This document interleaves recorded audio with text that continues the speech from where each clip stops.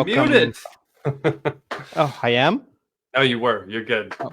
Welcome to the show, everybody, to the Seven Figures or Bust podcast. This is episode 37. And welcome back to another episode, guys, of the #1 podcast in the world for helping you grow your insurance business. I am Christian Brindle. I'm joined with my co-host, Glen Shelton.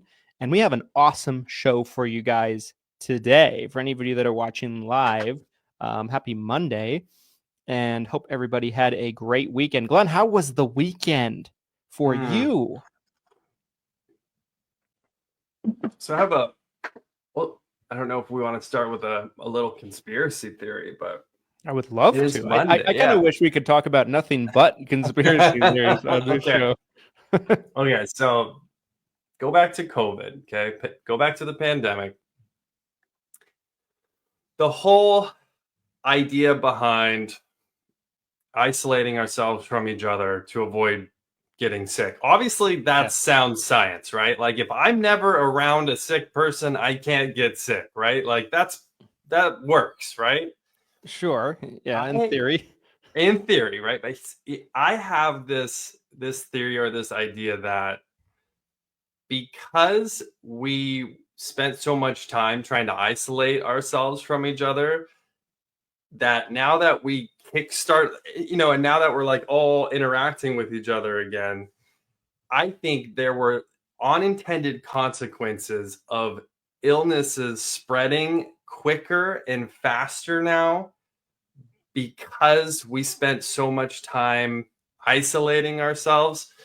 I've been dealing with sickness in my household for a solid week, but I just feel like personally, post-pandemic, over the past 2 years, I feel like I see more illnesses both in my family and in my community more often than pre-pandemic. And the only thing I can think is that there was something happened where illnesses are now natural immunities wore off. I don't know. It's when you jumpstart a heart, like electricity, right? Like you can knock someone out with electricity, you can jumpstart a heart. I think something happened potentially worldwide. I mean, this is a big topic. This is a crazy big topic, but it is. What are your thoughts? What are your thoughts on this? So I don't even know if I'd consider that really a conspiracy, right? Because they did all kinds of studies that I've read, and I'm sure you've read as well. Things that there's just been stuff all over the place about how isolating and staying inside during the pandemic weakened people's immune systems, whereas, kind of coming after the fact, right? The next year, almost like 2021 and on, I certainly noticed that I was getting sick on a routine basis right now. Now, part of that might be that I had a little kid, and you have 3 of them. I mean, yes. I know you have one of them is a teenager, but I couldn't tell if it was like, oh, the kid's getting sick because they don't have much of an immune system yet, and then they're just giving all of their disgusting childhood illnesses to me, and coughing right in my face each morning as they wake me up, or if it's a lower of immune system. But I think that makes perfect sense to me. And I think they've had all kinds of studies about it that have kind of talked about how, just isolating hurts and weakens your immune system. I think it makes perfect sense. I guess, and I think you're absolutely, and I've seen a lot of those studies too, but I don't think it's something that's being publicly talked about, though, I guess is the thing. Why I call it a quote unquote conspiracy theory is that, like, I don't think this is something that is really discussed. And I think essentially the natural immunity because, everyone's interacting with each other at different times. People are getting sick at different times. So there was this natural immunity to certain common illnesses that essentially all together we all brought down, right? We all took down some natural immunity that we had. So now all of a sudden, when a common illness, common cold, flu A, flu B, norovirus, whatever common illness you want to bring up, now all of a sudden I think it can rapidly shoot through some of these days, and I think it probably will take a lot of time. I mean, natural immunity is built over years. So Absolutely. Yeah. how long is it going to take for our communities to build these natural immunities back up? I mean, here we are. It's 3-4 years post pandemic, but I don't know. I still feel like it's the same routine. And I know I'm not alone. I've seen posts on Facebook recently where just recently someone said, everyone I know has been sick in the last 30 days. I'm like, see, I'm not alone. Like it's going on. It's going through. I don't know. I don't remember this like 2019, 2018. I don't remember this type of situation happening. I don't know. Yeah, my whole family got sick in December. Miraculously, I was spared. I try to take my vitamins, a good old multivitamin, good old vitamin C. My doctor recently suggested I start taking iron on its own, so now I'm taking iron. So maybe that helps me. I don't know, but yeah, miraculously, I mean, 9 times out of 10, if my family gets sick, I get sick too. It's usually a foregone conclusion, but this past time I didn't. But yeah, I've seen it a lot as well. It's just kind of been kind of this mass thing of sickness kind of spreading. It is an interesting kind of phenomenon. Maybe phenomenon is not the right word.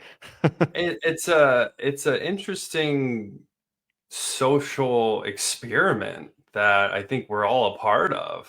Like I don't want to get too down this rabbit hole, but I do have a question related to this. Did you read RFK's book, The Real Anthony Fauci? I'm about halfway through the audiobook. I haven't. I have a physical copy too, but I'm about halfway through the audiobook, and it is frightening. I just recently heard someone reference it, and it was a very similar response that they had to it. I'm very curious. I would like to read it or listen to it just out of pure curiosity of what I've already heard from third parties. I can only imagine. And there's a lot of stuff that I already know. I mean, the whole gain of function research, we're probably demonetized now because we've said enough keywords. First 8 minutes of the show. Yeah, 8 minutes. We've already been demonetized here. But gain of function, I'm super against the whole idea behind gain of function research is pure insanity to me. Like you're basically creating biological weapons. So anyone who's a part of that or supports gain of function research, that whole topic is crazy to me. And an interesting thing, I was listening to Rogan over the weekend, and he said something super interesting because he was talking about the book. That's why it was fresh in my mind. But I listened to it probably around Christmas time. And one thing he said that was super interesting was there's so many damning claims in that book about Dr. Fauci. And if it was just all lies and bullshit, why hasn't RFK been sued? But you can't sue if it's true. Yeah. Right? I heard that. And I was like, that's an incredibly decent point.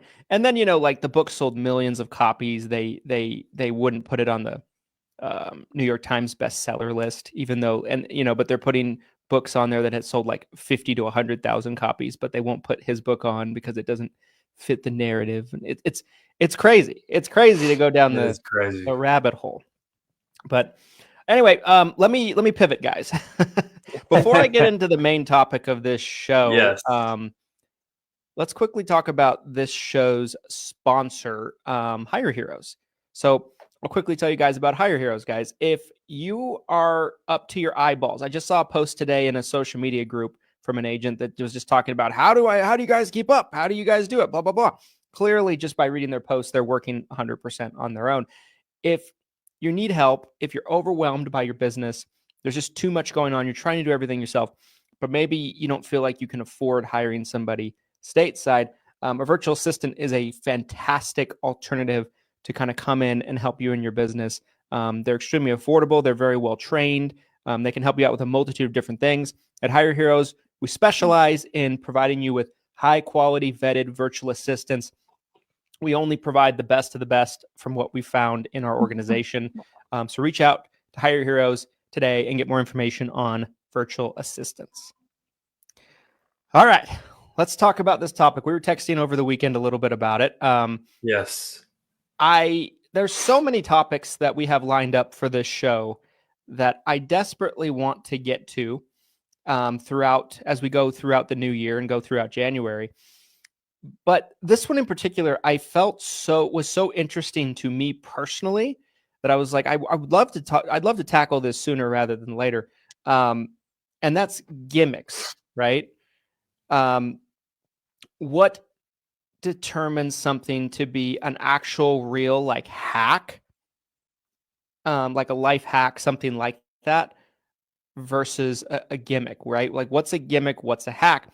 Because I do feel like the line has become extremely blurred, and there's so many people out there that sell trainings and all different kinds of, recruitment services, whatever the case might be, off of the backs of gimmicks, just things they're like, oh, you better do this or you're not going to be successful. Right. And it's like, and I hear that, I'm like, both of us have been extremely successful in our careers. We run a multi-million-dollar company together.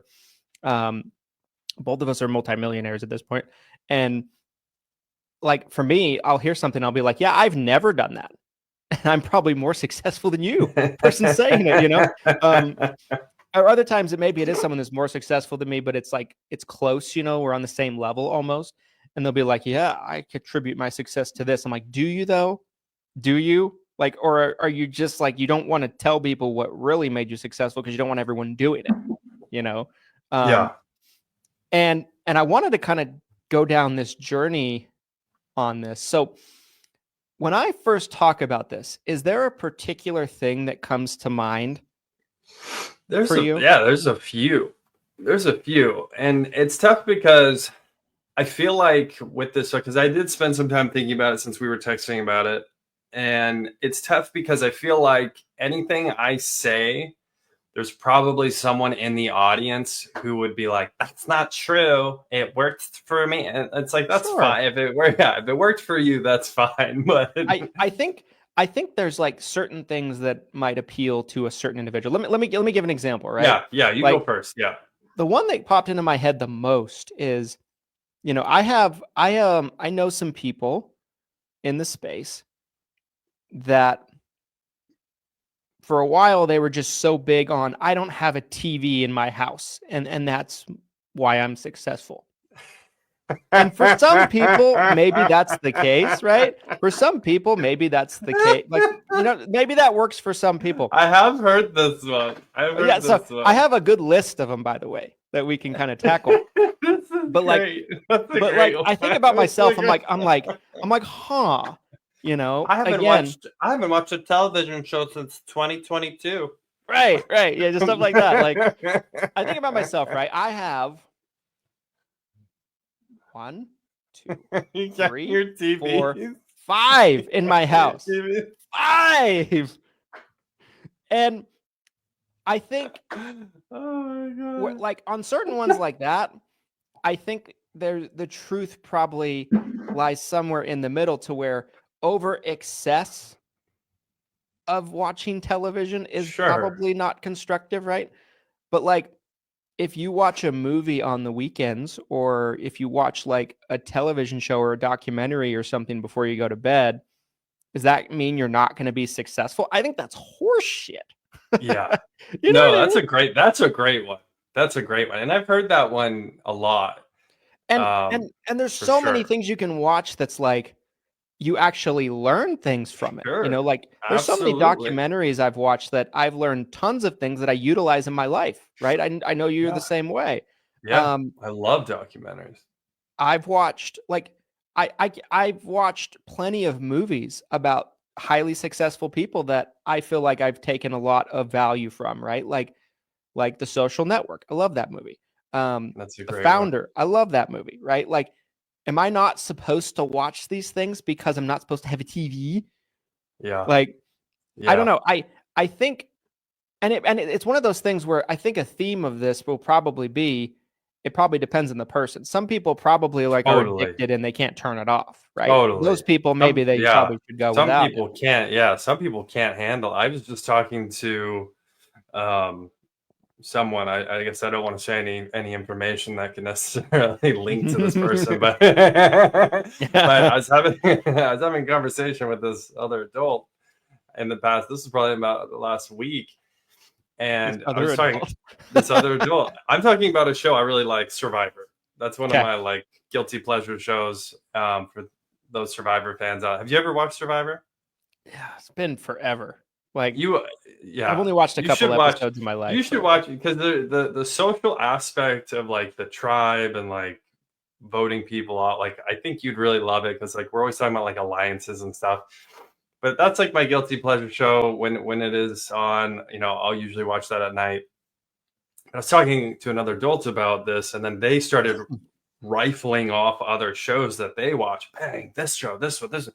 I didn't know like any of these other shows. And they're like, oh, I watch a lot of TV. I was like, yeah, you must, because I don't know. I thought I watch a decent amount of TV, but man, they listed off like a dozen shows and I didn't know like any of them. Yeah. So and then they admitted they watched a ton of TV. I'm like, yeah, I mean, some people probably can't put the remote down, you know? And I'm exactly the same way as you, right? Like I feel like anytime I go anywhere, like if I go to an event or a conference, I'll be at like a dinner or like some kind of like, gathering or whatever, like with several other people. And a topic seems to always come up of these shows they're watching, various like hit shows right now. And typically I've never watched any of them. So I'm just like, cool. That sounds cool. I don't know. Like, yeah. But like admittedly, I don't watch that much TV. Yeah. But I think it's because I view it as something that, from time to time, it's something that I can watch, something that I can learn from. From time to time, maybe I want to watch something and relax. Maybe I want to turn a game on and watch a game. Maybe I want to watch Home Alone on Christmas, right? Like, I don't feel like those things have ever kept me from being successful, and clearly not, right? Like,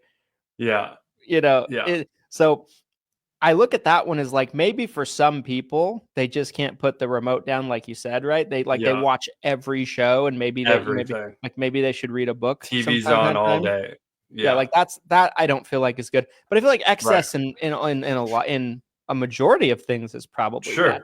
Like, so I don't know. I just think it's the poison's in the dose, like ibuprofens, any substance you could really point to the same thing. You take a couple of ibuprofens and it can really make a big difference in how you're feeling. You take half a bottle of ibuprofen, you may have just killed yourself. There's a line here, you guys. You got to find that middle ground, right? I mean, but I do feel like the majority of people that I know that are really successful, they have a TV and they watch it sometimes. Like I was listening to the Patrick Bet-David podcast recently, and he was talking about a movie that he recently watched and how much he liked it. Like, how much did that dude sell his company for? Like $200-300 million. But he has a TV. You know what I mean? Like, clearly not successful. Clearly not. Like, I think to me, I put that one in the gimmick category. Yeah. Because maybe for like a small percentage of the population, maybe it's a bigger percentage of the population, I don't know. But I don't feel like I feel like that has more to do with your habits than it does with the TV being there. Yeah. Right? Like, I think if you have bad habits and you have a problem with watching too much TV and you get rid of the TV, but you don't fix the habits, you're just going to find something else to waste your time on, in my opinion. 100%. I totally agree with that. Okay. So another one that comes to mind that's in the same vein. And this is an interesting one for me because I've been on both sides of this one. Okay. And I used to hammer this one, calling it bullshit. I was like, nope, that's not true. I'm an example that this isn't true. And now I've come full circle. I'm on this side. So it's waking up early, waking up at 5 a.m. This was on my list. I bet it was. Yeah, I bet it was. This is a classic, right? This is a classic. Yes. I was not a morning person for a really long time. I don't even, I still, even though I get up at 5 a.m. almost every day now, I still don't know if I'd call myself a morning person. When I think of a morning person, sorry, I just wanted to interject this before I forgot. When I think of a morning person, I think of somebody that hops out of bed and they're like, yeah, So like, you're probably just like me, where like I get up and I'm groggy, right? I'm just like in a daze for probably the first hour or so. Yeah. Yep. I would say continue. that's pretty accurate. So yeah, never been that person in the morning that shoots out of bed, doesn't need coffee or caffeine. Like I'm typically, I'd say from the time I was, a teenager until probably 25, 26, 27, which, God, man, I sound old when I say that. I was very much so a night owl. My most productive time was probably between 10 p.m. and 3 a.m. If I was working, and then it also kind of accelerated some of this too, because working with folks in the Philippines, again, shout out to our sponsor for this episode, Hire Heroes, they're working graveyard shift when they're working our daytime hours. So sometimes it was easier for me to interact with my team, especially in the early days when I didn't necessarily have everyone working graveyard shifts. Sometimes I'd have people working their daytime hours. So I'm staying up during my nighttime hours to connect with them. And what time would you wake up in that scenario? Like, let's say you go to bed at 2. What time would you wake up? Which that's probably that would be like an accurate average. So if I'm going to bed at 2, I'm probably waking up at like 9, 7. I've always needed probably about 7 hours of sleep. I feel like it's my number. What's your number? Out of curiosity, what's your sleep number where you're like, I need this many hours? Mine's about the same. Like I preferably, if I can get 7.5, that's kind of perfect for me. But I don't think I can. I start to have trouble functioning if I'm under 7. I can do 6. I can function pretty well on 6. I think 7's my number. 8 would be nice, but anything more than 8, and I feel like I'm tired because I slept too much. Same, 100%. Yeah, to get back to this topic though. So I that was me for like at least a solid decade, if not longer. Is I'm staying up late. I'm getting up around 9. Whereas again, and at the time, the hustle culture is saying you have to get up at 5 a.m. to be successful, and I felt like I was bucking this trend. And I'm like, no, look, I'm building a business by staying up late. Like staying up late is helping me build my business. Mm-hmm. And so that was something. And now here I am full circle. I'm getting up early, and I feel like it is beneficial to start my day. And I feel like having this ramp up into the morning where I feel like I'm hitting full speed by, 7, 8, 9 a.m. versus getting up at 7, 8, 9 a.m. I do see the difference, but I am going to bed significantly earlier now. I'm not staying up till 2. I'm going to bed at like 9. Sure. 9:30. So that time that you used to work late into the night is basically sacrificed. We're not necessarily saying it's a bad thing, but it's a trade-off of some sort. And for me too, right? Like past probably, I don't know, 30 to 60 days, I've changed my schedule to where I'm getting up 6:30 most days, as well. I'm not getting up at 4 or 5. I don't really have a desire to, right? Because to really do that, you have to go to bed at like 9. And I just don't want to do that, right? I'm not willing to do that. But even before that, I would get up on a normal day at like 7 or 7:30. 7:30 probably the latest. I think like when people talk about this, because I think this is a good one. When people talk about, gotta get up 4 or 5 a.m., to be successful, people sell that as like basically a one-track, like it's a cookie cutter kind of thing. I think for me, what I get the most out of getting up is because the time I get up matches my schedule so well. And I think it depends on somebody's schedule, right? Like if someone, so like for my normal, if I'm in the office, my normal day will be, I'll get here at 8:30 to 9, and I'll work here until about 5:30 to 6. That's a typical day for me. And so the benefit for me of getting up when I get up is it gives me enough time to wake up, eat breakfast, go to the gym, get a workout in, take a shower, do all that stuff.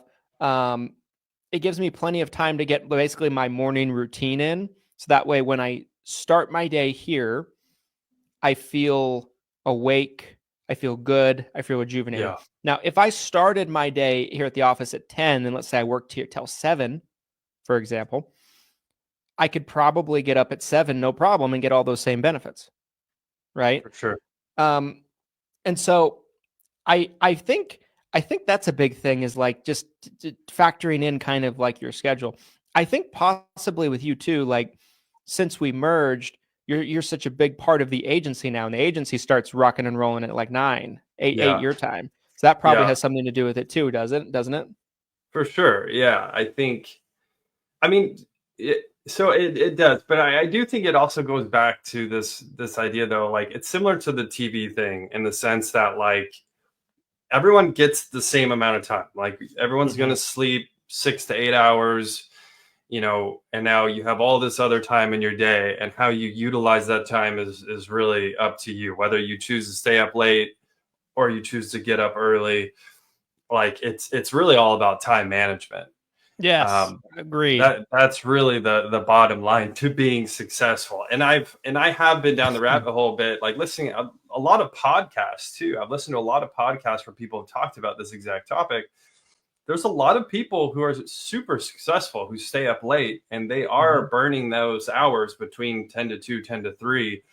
And that's where they're getting, like, a lot of writers, again, if you have a family, if you have a business, the daytime hours can sometimes be so busy and distracting. You have so much going on. So that's where these early morning, it's very similar. Early morning, late at night, you're taking advantage of time that others aren't necessarily, and you're utilizing that to your advantage to help get ahead in your day or get ahead in your business. I do think that the way our companies have come together, I think trying to get ahead of it in the morning has been most beneficial for my schedule, for sure. Yeah. So answer this question. So with that one in particular, could you categorize it as a hack or a gimmick? I think the hack is finding out one or the other, whether it's staying up late or getting up early, and taking advantage of a couple hours on either end, whatever fits your schedule best. That's the hack. The gimmick is saying that you have to be awake at a certain time. You don't have to be awake at a certain. There's plenty of successful people who sleep in. There's plenty of successful people who stay up late, etc. That's the gimmick. But the hack is, how can you carve out time in your day where your normal day-to-day activities, your family, your hobbies, your business, stuff that you've already got going on, if you're trying to get ahead, you have to figure out outside of that time. You're sleeping, you're eating, you've got all these other things going on. How can you hack that time? Gary Vee, I think, is the one that has hammered this. I don't know. Have you seen those videos he's put out where he's like, oh yeah.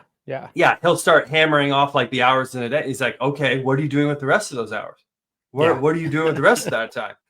And I've done that with my son before. I've gone through the same thing where he's like feeling overwhelmed with what he has going on. I'm like, okay, let's go through your day. Let's talk about how many hours you have and what you're doing with those hours, because it's just time management, you guys. But managing your time effectively is the hack.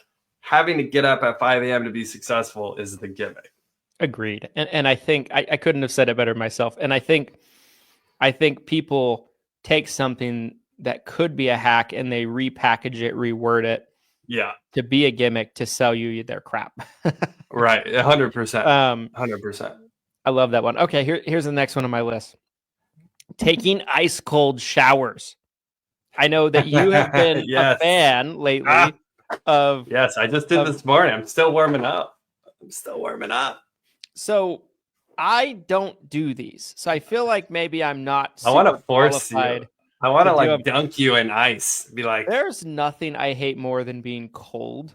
an ice There's baptism. It's gonna happen. nothing. Maybe in Nashville. Maybe in Nashville, I'll force you. I'll Oh baptize you in God. ice. Oh goodness. Shout So out to the playbook event, everybody. yeah. Nashville, February 22nd. So talk to me though. Talk to me about this, right? Like I Yeah, feel like you're more qualified to talk about this I one than I am. am. Talk to me about it. Gimmick or hack? Why? This is a total hack for me, you guys. And part of it is getting old. This is sad to say out loud. 34 as of the time of this recording at the moment. And what I can tell you as I continue to age is there is those days where it's like something is hurting, right? Your shoulders hurting, your legs hurting, your knees hurting, your ankles hurting. You know, maybe you did something yesterday, either on accident or too much physical activity, whatever. So, you know, try to stay pretty physically active. So part of the hack with the ice bath is that physical pain, it essentially will take it away almost for a full day for me. So like if I hit the gym and I went a little too hard and now, you know, I have, I'll give you an example. I did too many pull-ups a couple months ago and I just torched my back. I was so sore.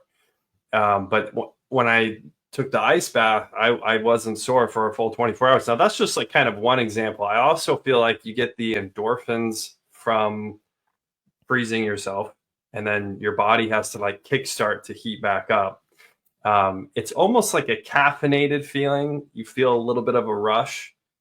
It's not fun. And here's my favorite part too is the mental aspect of it, because I can't tell you how many times I fill my bathtub with ice and then I'm just standing there looking at it. And I'm like, why am I like, I don't want to get it. I don't want to do it. I don't want to get in that ice, but I do want the benefits and I do want to be on the other side.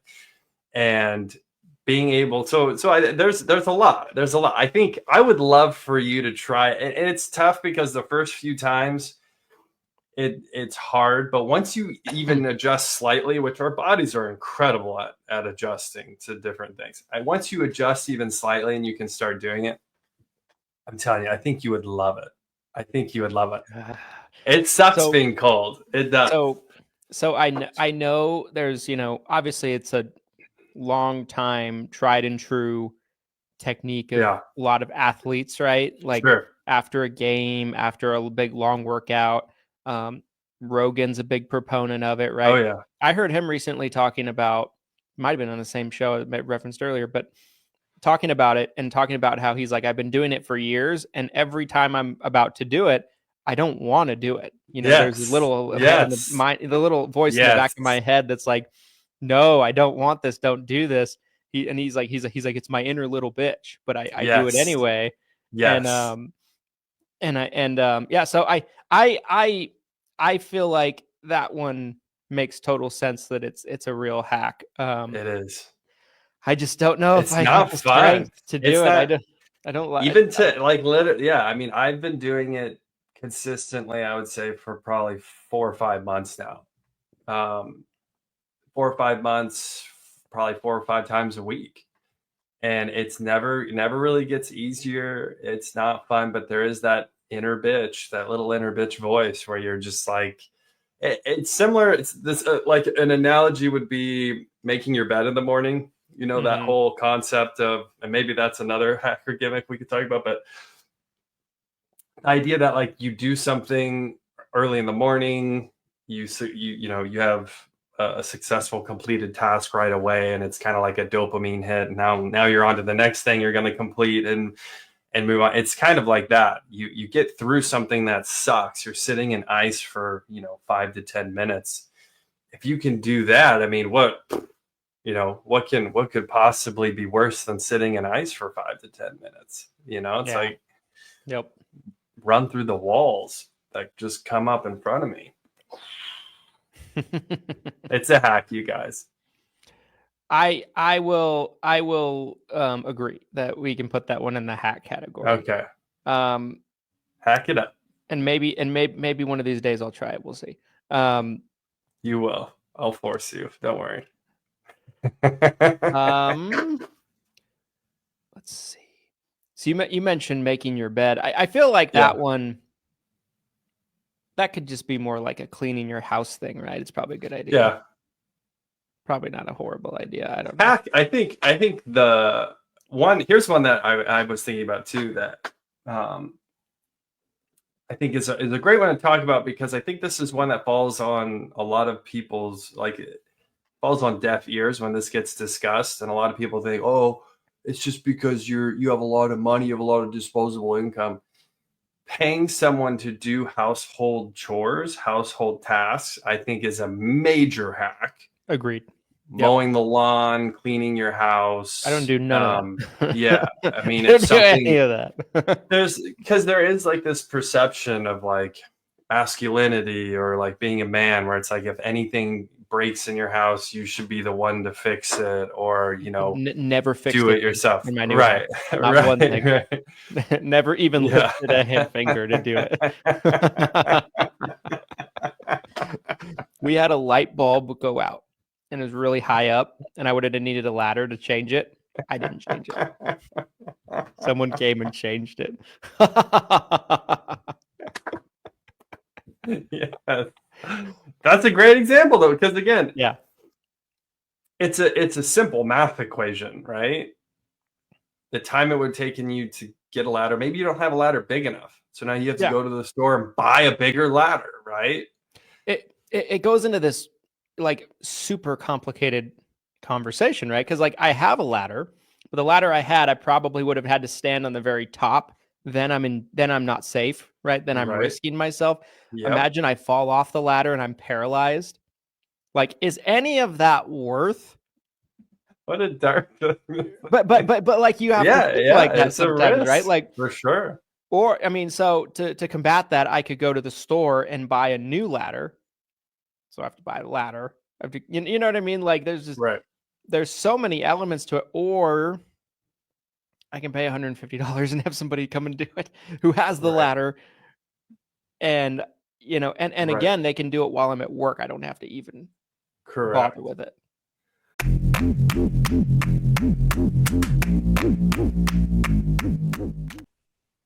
With hundreds of insurance agents and agency owners at the event, this could not be a better opportunity to spotlight your business. If you're looking for a sponsorship opportunity and where to spend your sponsorship dollars this year, the 7-Figure Medicare Agent Summit is the spot to do it. You can have your own booth.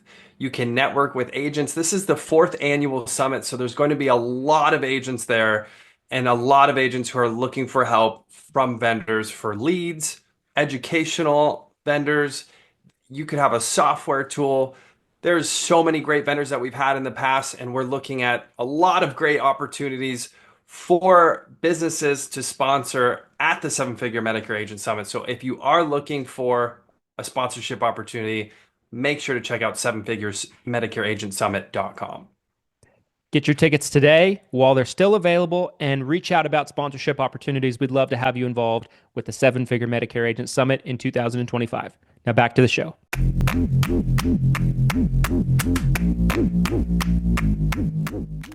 Yeah. And there are certain, like mowing my lawn as an example, like I actually enjoy that. Like that is a task that I've been doing it for a really long time. I actually like doing it.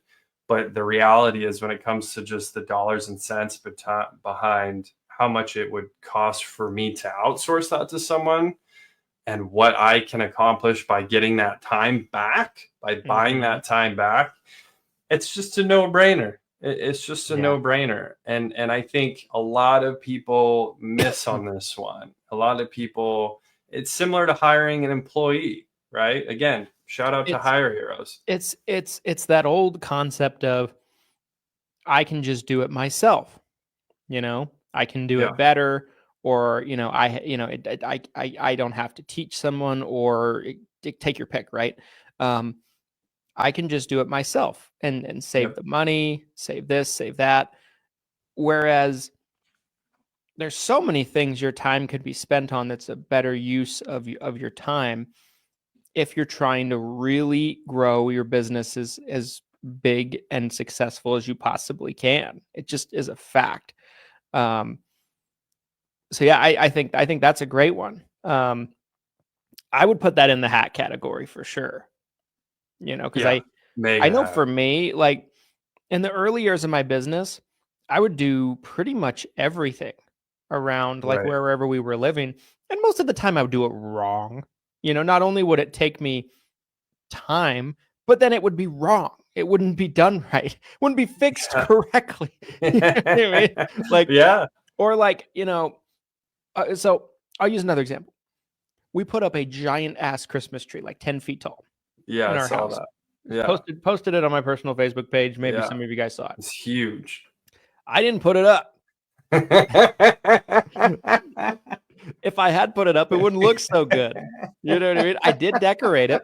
I wanted to do that. I did decorate. I put the ornaments on, things like that, with a ladder, with my ladder. And that ladder was tall enough, that kind of thing. But you're killing me, dude. But I also didn't take it down. It went down last week. I didn't, and I didn't take one ornament off either. Yeah. But again, like, it just makes sense. It really just makes sense. And I think once you can quantify how much your time is worth, and you genuinely understand how much an hour of your time's worth, paying someone else to do things that either you don't want to do or you don't have time to do, right? Or, like I said, I like mowing my lawn, but the ROI of paying someone else to do it is just, it's stupid, right? Yeah. It's so much easier to pay someone to do it, and I get that time back. I pay a neighbor kid $20 a week to do my lawn. $25 if he does the weeds. There you go. And like, that's a great deal. That is a great deal. So yeah, I think that's a total hack. And I just think back to the days where maybe, when I'm just starting out in the business, I couldn't afford to do those, to hire someone to help with those things. Right.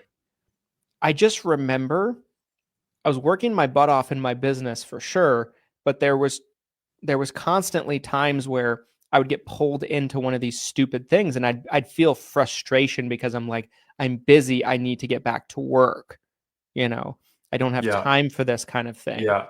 And you were actually the person that I think the most helped me understand the value of your time kind of thing. For sure. And I've many embraced conversations. it for sure. I've embraced it for sure over the years. I love that one. So there's a couple others. I know we're not too close to the end, but we're getting there. There's some others I want to dive into. I think are great. Hypnosis. Oh, here's a good one. Admittedly, I've never been hypnotized. I think it's a fucking gimmick. You can't say that. You've never been hypnotized before. I don't believe anyone can wave something in front of my face and I just lose control of myself. I don't believe it. It's possible. Unless you drug me. I don't believe it. So I have a family member who was struggling to quit smoking cigarettes. And they went through a couple sessions of hypnosis therapy. Now, I think they did other things too. I don't think it was just hypnosis therapy that they went through. But they do attribute hypnosis therapy to helping them quit smoking. I think there's a line. It's kind of like psychic mediums almost, in the sense that there's probably, I do believe there are some people out there that are like genuinely gifted, but there's also a ton of like fraudulent people who just fake it, right? Who have no abilities. And I think hypnosis probably falls into this, where like there's a lot of gimmicks, a lot of fakes, a lot of frauds. But I do think there's probably some out there, some aspect of it that's a hack that works. Okay, let's dissect this a little bit. Okay. Have you ever seen a situation? Have you ever been hypnotized? Let's start there. I have not. Have you ever seen anyone get hypnotized? Not like I've seen videos of people being hypnotized. I've never been like around anyone being hypnotized. I struggle with this one immensely because when We I think need it. about it, I want I to send someone to the office to hypnotize you. I just don't believe, like, unless you put a substance into my body, you can't make me do shit if I don't want to. That's kind of how I feel. Like, I feel like there's science there, right? Like, I don't know. I don't think I don't understand the science behind it. I suppose, but maybe it's one of weaker those. minds though. Okay, I'll give you another example. Weaker Right? minds are easier to be hypnotized. It's like the Force. Is that what it is? These aren't the droids you're looking for. The Force can be a strong ally against weak minds. It's one of those. Okay, I'll give you another example, right? And I don't want to get off into this category. Yeah. I'm just using it as an example. My wife is a big believer in ghosts, and I'm not. Okay. And she's like, "How can you not believe in ghosts?" And I'm like, "I've never seen a ghost. Like, I've never heard a ghost. I've never seen. Like." I'll watch. I've watched like Ghost Hunters Yeah, I've watched like those shows with her in the past, and basically it's them walking around with flashlights for 3 hours and they don't find anything. There's never been an episode where they found a ghost. Never. You know what I mean? It's like someone steps on a branch and they're like, "Oh, did you hear that?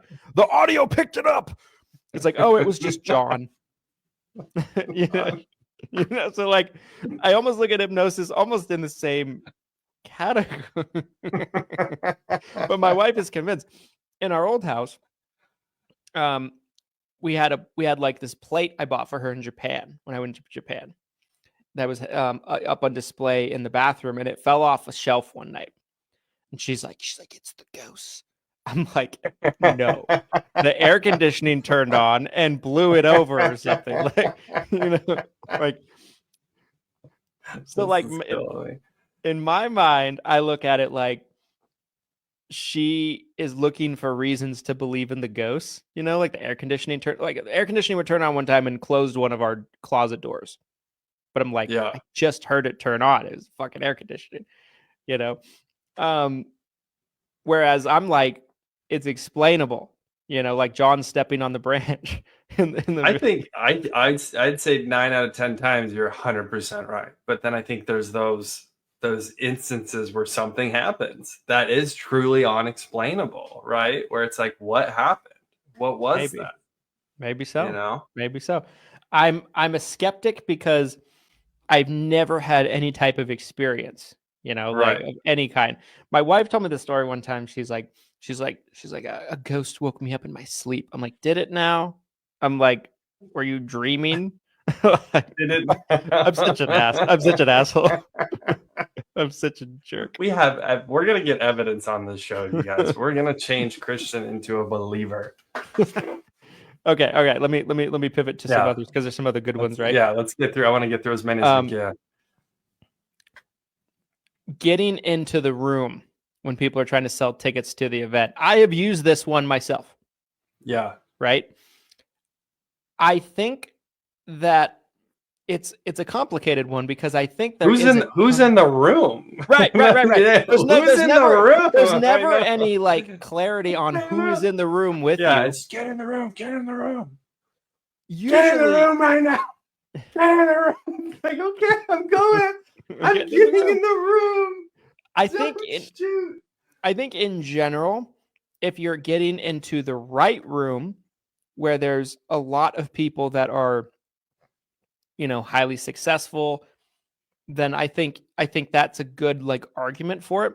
I think it's been overutilized to basically mean 100%. Anytime someone sells any type of event, get in the room. Like I've seen events that market getting in the room, and then you go to the event and there's no speakers there. You're there to be pitched. Like we're talking about the other day. There's no room. No, literally. Do you know what I'm referencing? No, I don't. You had a small speaking. Oh, there wasn't even or there. You didn't even have a room to speak in. That's right. Oh yeah, I totally. There wasn't any. I don't there want to wasn't say a room. anything. There wasn't even a room. That was painful. There wasn't even a room. Was one giant room with was like one 6 of giant us room. talking at the same time. Yeah. But there's always that. We're like competing for people's ear space. Yeah. So when I was your age, or whatever the Yeah. fuck people say. Yeah. But getting into the room, right? Like I feel like it's a gimmick. I think right? it's a gimmick overall. It's a gimmick. 90% of the time when people say that, it doesn't matter if you're in that room or not. I feel like maybe when it was initially that message was first created, maybe originally it was a hack, right? Right time, right place, right people. You have problems in your business that you're trying to solve for. You get in the right room at the right time. You're off to the races. Yes. But since that phrase has been around 9.5 out of 10 times, I cringe the second I hear it because I'm just like, ugh, get in the room, get in the room. What room? What room are we even talking about? Who's in this room? It's just like the person telling you to get in the room is in the room. Not a fan of that one. That's a gimmick for me. The law of attraction. Ooh. Hugely commercially popular with things like The Secret, right? The movie, Jinx, the book. Yes. By the way, I read the movie. I read the book, and I saw the movie. I read the movie. Christian's living in 2030. I turned on subtitles. No, I read the book and I watched the movie. I also read the book and watched. I also even read the sequel book, Power. Hey, shout out to Oprah. Is the one that made The Secret so big. She makes it. Yeah. She made everything big. What are your thoughts, though? You haven't said how you feel about it. I feel like I used to be when I was younger, when I was like 20, 21, 22. I was a believer. I was like, law of attraction. I'm going to attract things. Did you do a vision board? I did. Okay. I did. I did too. I think I did multiple. I think I did too. I think I did a couple. Oh man! Hey, shout out to vision boards, you guys. You still do. I still support you. I support you. Okay, here's my thoughts on it. Okay. I think overall it's a gimmick. I do think there is value in thinking positive. Having goals, like aspiring for what it is that you want in life. I think all of that is good. But The Secret in general, and most law of attraction practices are so based off of, again, attracting it to you. And it just, I think it's very attractive to people that are trying to find ways not to do the work. I think it's a message that's very appealing. You don't have to do anything. You just have to think positive and things will come to you, which there might be some truth to it, right? Like, you might attract the right people to you, you might be an attractive person, all that kind of stuff, but nothing gets around the work, right? A lot of gimmicks I feel like are very shortcutty to avoiding doing the hard, gritty stuff that people don't want to do. But in reality, if you want to be successful, you have to work your freaking ass off, and you have to do things every single day for decades that you don't want to do. Yes. And I think that's what people are running away from, and they run to gimmicks. And I think that's a classic one. I think that's a mainstream one. It's a little convoluted for me because I think The Secret in general is a gimmick. The movie, the book, the hack though, I think is like if you have a list of goals and you're looking at them every day, right? Some people are like, I have my list of goals on my mirror. I look at it every day, every time I'm in the bathroom. That visually looking at your goals on a repetitive basis, I think is a hack. And so like some of that type of hack is in The Secret, but I think the idea that like, I'm going to put a yacht on my vision board and I'm going to get a yacht in the next 3 years because it's on my vision board. Like that's I'm listening. Yeah, I'm that's looking for it. For The Secret. Oh, I'm sure you have it in your library there. Oh, here it is. There it is. Do you remember how big that was when it was peaking? It was like, I felt like everyone was talking about it. Amazing idea. I wish I had thought of that one. Yeah. I wish I had thought of that one. It's a feel good. I think the part of the reason why it was so big, it's like a feel good one. It's you get those endorphins. You're like, oh look, here's my sports car and my yacht and my mansion. It's all on my vision board, and But the hack is just, I think, having goals and visualizing them and seeing them every day. I think that is a genuine hack. Because a lot of people, I think that's real. Yeah, a lot of people get distracted. They're not thinking about their goals on a regular basis. Yeah, I like that. I like that for focus from a focus standpoint. Yeah.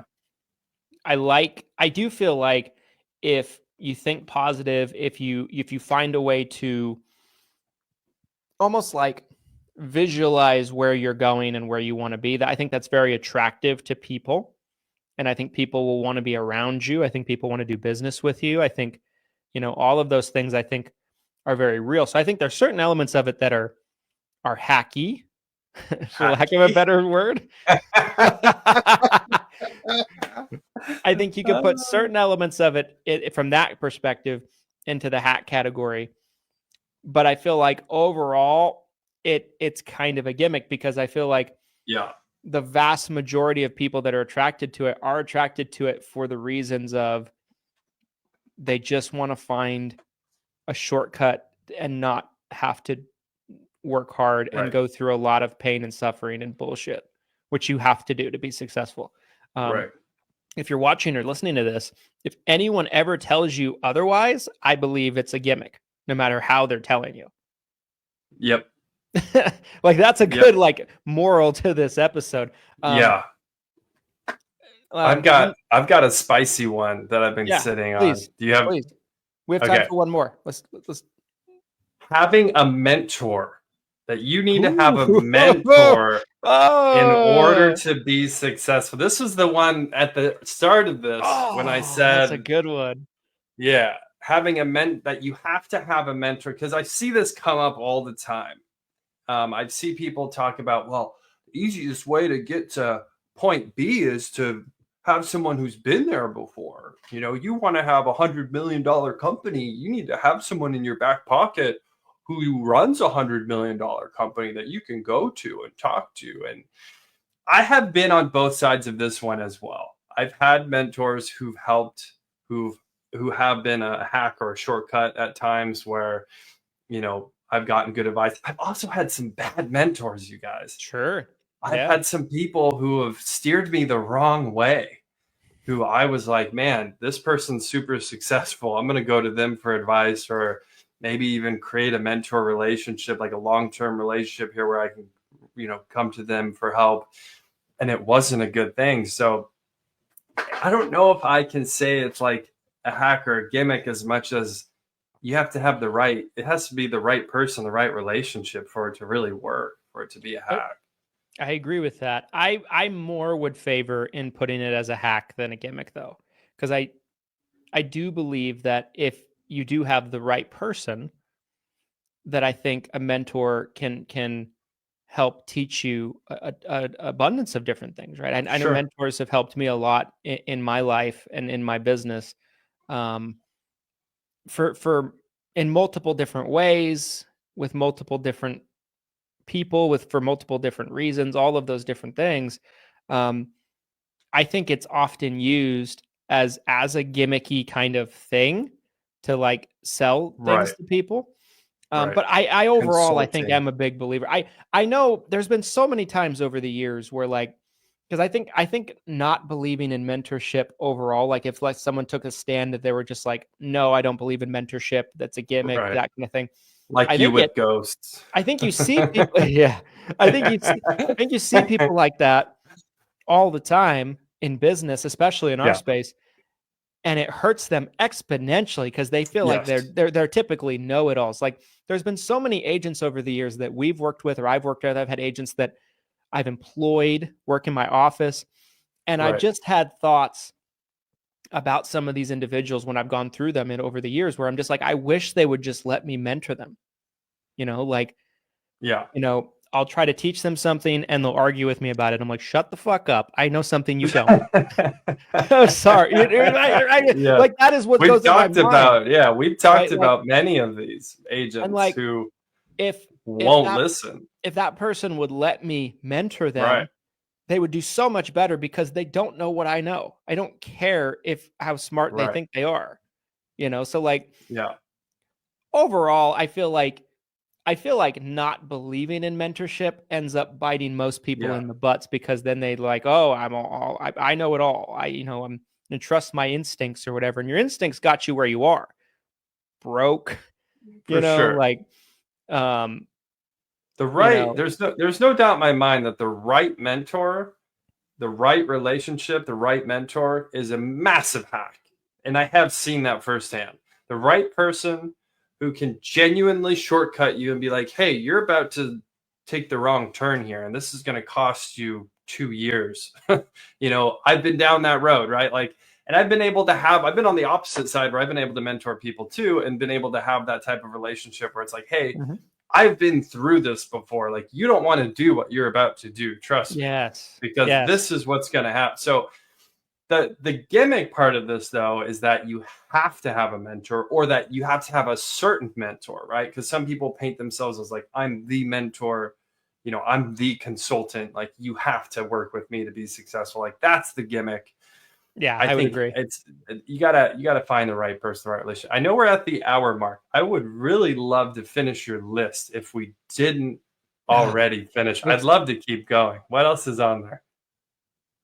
Man, there's one more. There's one more. Okay. I was just like you once.